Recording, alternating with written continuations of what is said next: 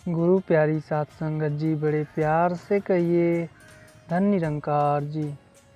सात संगत जी, उम्मीद करते हैं कि आप सभी संत सद्गुरु माता जी के आशीर्वाद से जहाँ भी होंगे सद्गुरु के चरणों से जुड़ करके सेवा सिमरन और सत्संग करते होंगे।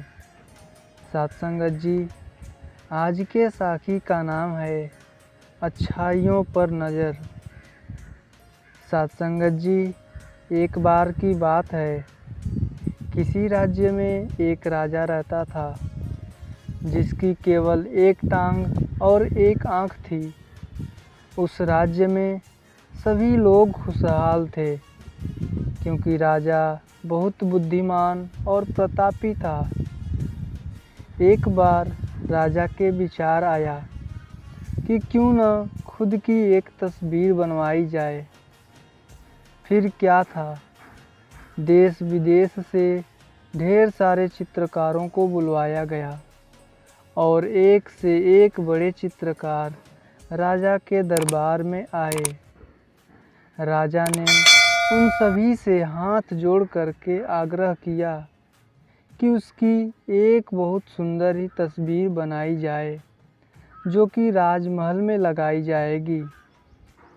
सात संगत जी, सारे चित्रकार सोचने लगे कि राजा तो पहले से ही विकलांग है, फिर उसकी तस्वीर को बहुत सुंदर कैसे बनाया जा सकता है।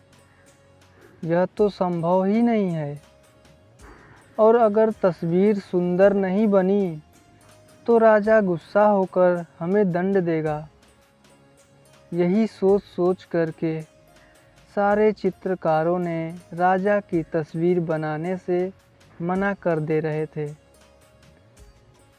तभी पीछे से एक चित्रकार ने अपना हाथ खड़ा किया और बोला, मैं आपकी बहुत सुंदर तस्वीर बनाऊंगा जो आपको ज़रूर पसंद आएगी। फिर चित्रकार जल्दी से राजा की आज्ञा को लेकर तस्वीर बनाने में जुट गया। काफ़ी देर के बाद उसने एक तस्वीर तैयार की जिसे देखकर राजा बहुत प्रसन्न हुआ और सारे चित्रकारों ने अपने दांतों तले उंगली लगा ली। उस चित्रकार ने एक ऐसी तस्वीर बनाई जिसमें राजा एक टांग को मोड़कर ज़मीन पर बैठा है और एक आंख बंद करके अपने शिकार पर निशाना लगा रहा है। राजा यह देख करके बहुत प्रसन्न हुआ कि उस चित्रकार ने राजा की कमजोरियों को छिपाकर कितनी चतुराई से एक बढ़िया तस्वीर बनाई है। सात संगत जी, राजा ने उसे खूब इनाम दिया। तो क्यों ना हम भी दूसरों की कमियों को छुपाएं, उन्हें नज़रअंदाज करें और अच्छाइयों पर ध्यान दें। सात संगत जी, आजकल देखा जाता है कि हम एक दूसरे की कमियां बहुत जल्दी ढूंढ लेते हैं, चाहे वो कमियां हमारे में ही क्यों ना हो, कितनी भी बुराइयां हों, लेकिन हम दूसरों की बुराइयां पर ही ध्यान देते हैं कि अमुक आदमी ऐसा है, अमुक आदमी वैसा है।